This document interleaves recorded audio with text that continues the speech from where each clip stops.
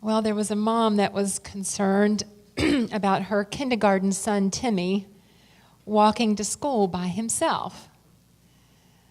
The little boy didn't want his mother to walk with him, and she wanted to give him that feeling that he had some independence, but yet know that he was safe. So she had an idea of how to handle it. She asked her neighbor if she would please follow him to school in the mornings, staying at a distance so he wouldn't notice her.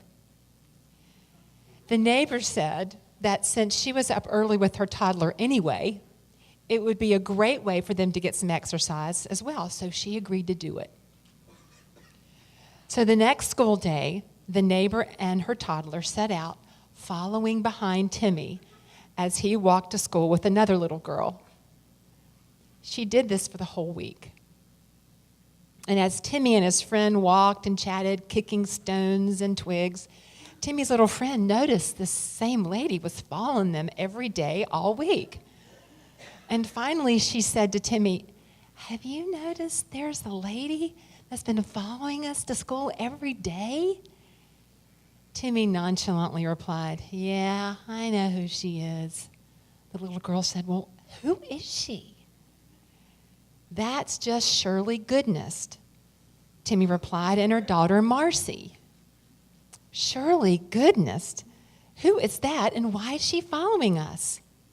"Well," Timmy explained, "every night my mom makes me say the 23rd Psalm with my prayers because she worries about me so much.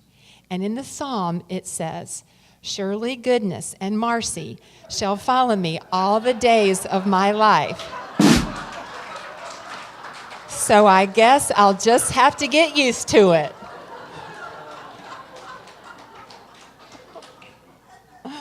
Mother's Day humor.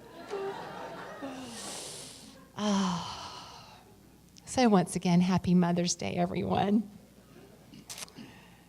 Do you know the history of Mother's Day? Do you know how it started? Okay. No, it was not Hallmark. Okay, I just felt inclined to share with you the history of Mother's Day before it became Hallmark's best holiday.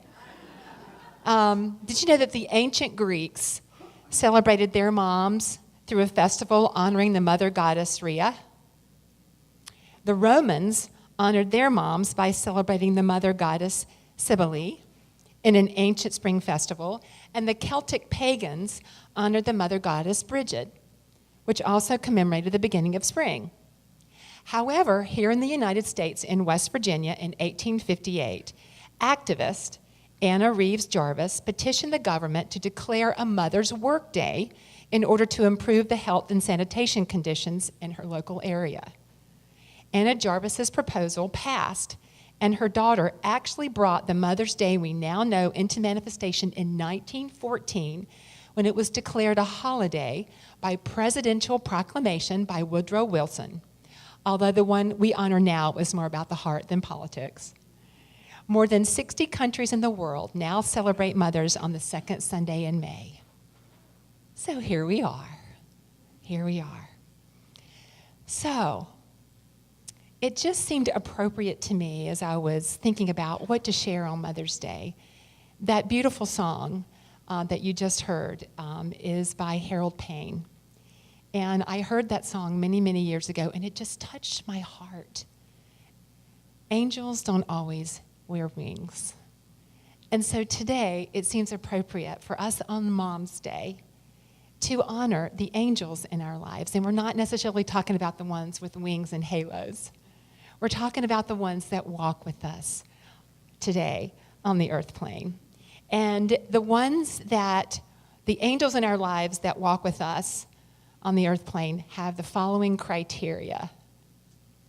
They have nurtured us, comforted us, guided us, supported, taught, and inspired us, and loved us.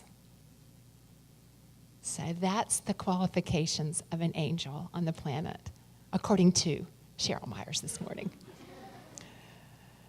So absolutely, we are grateful to the moms that gave us birth, because obviously if they had not said yes, we would not be in this physical incarnation.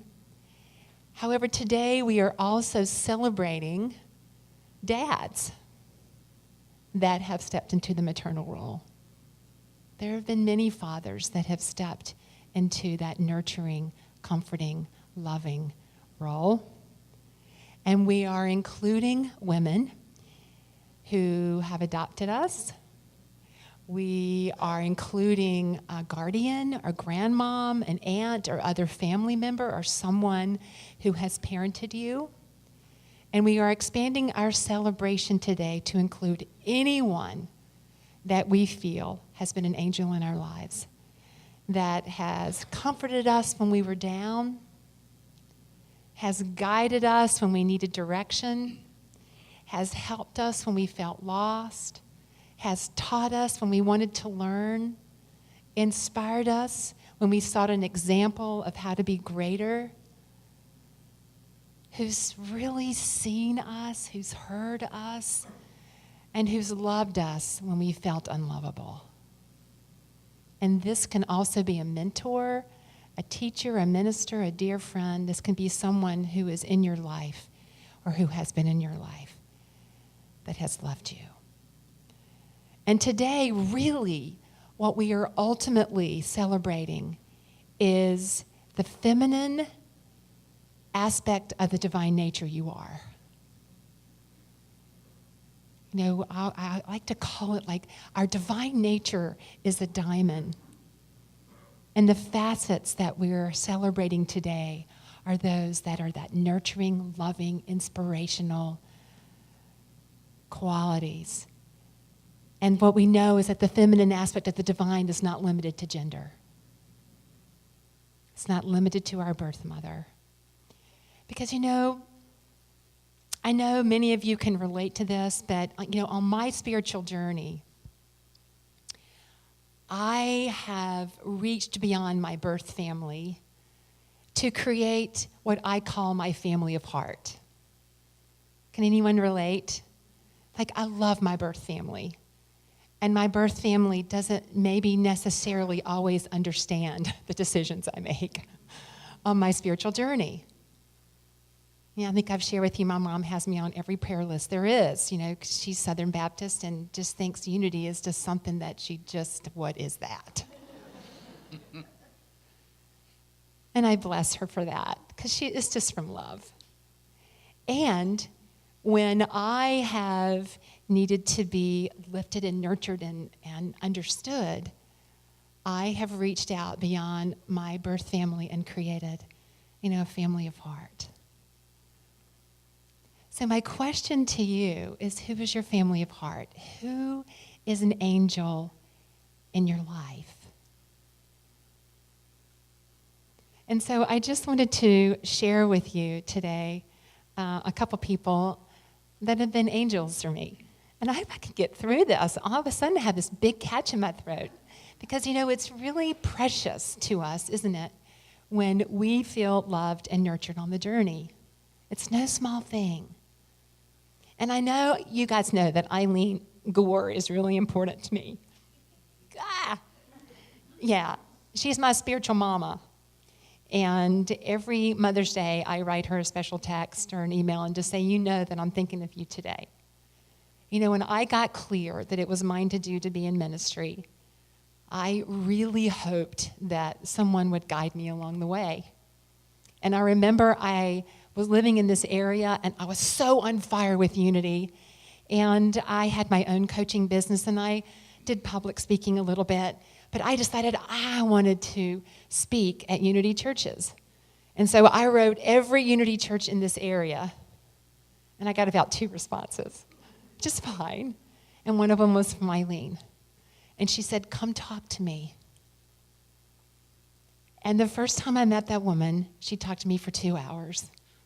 And she said, I get it. I get you want to do this, and I am here to support you. And I tell you what, little did she know what she was promising. Because that journey has been up and down and sideways and all around. And there have been days when I have been really discouraged on the journey. I mean, that's just life. And she has always, always, always held the high watch for me. She has always called me into my greatness. Is there someone in your life that has called you into your greatness? Is there someone in your life that regardless of whatever you believe, you could always borrow their belief in you? There was also a man in Overland Park, Kansas, that was an angel to me. And he and his wife owned the China Express on Antioch Road. And I would work at Unity of the Heartland in my previous church. And of course, I have a tendency to work a little late. And I would come in there, because many of you know me, I'm not someone that's going to go home and fix a big meal for myself. And so I would trudge into the China Express, and I would order some semblance of broccoli and tofu and something. And whenever I would walk into the China Express, Peter, "Hi, how are you? Where have you been?" And I was just there last week. I mean, I was a regular. And if he found out I was going on a trip, he would remember. And I would come in there and he would say, "How was your trip? Tell me all about it. What did you do? Who did you see?" It was so precious. And I would order, maybe something kind of special to go in my broccoli and tofu, maybe some fresh ginger or some garlic or whatever. He would go back and oversee the preparation of the food, and he would bring it out with such love. That I had so much vitamin L in my tofu and broccoli. It's a real thing. He was an angel for me. Whenever I left the China Express in Overland Park, Kansas on Antioch Road, I would stand taller and I would feel better. I would feel seen and I would feel loved and cared for and nurtured. And there's one more angel that I want to acknowledge in this community, and that is Najee. I don't know where he is.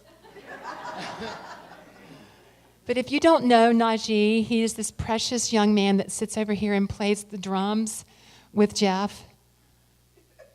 And yeah, he's gone to find Jeff. If I don't get a Najee hug on Sunday morning, Carol, I just got no pressure, but I got to tell you, my day's just not the same. Najee is pure love. And if you have not experienced Najee hug, "Hi, how are you?" It's precious, Carol. Thank you so much for bringing him here. Thank you. And the song, Jim wrote a song for him. So, I think you get my point. Folks, we are all angels in our own way. And today on Mother's Day, I just invite us to celebrate the angels in our life. If they've shown up in your life as your mom, that's a blessing. However way they have shown up, today, give them a call. If they're not on this plane, give them a call. Remember, there's only one. Thank them for the legacy they have left on your heart. Thank them for the way they have nurtured you. Thank you for the way they've inspired you and had you stand taller around them. And what I know is that the greatest way we can honor their legacy is we go out and be angels. We pay it forward. Because I'm looking at a whole room of angels. It's our nature, folks. It is our nature to be loving and nurturing. It is. Whether we're expressing it or not, our nature is love. And however way that we uniquely express that is a beautiful thing. So several of you submitted photos of people that have loved you and nurtured you, that have been angels on your journey. And so the staff and Keith have prepared a very special Mother's Day slideshow, so I just invite you to open your heart and to let in the love that you see on these beautiful faces.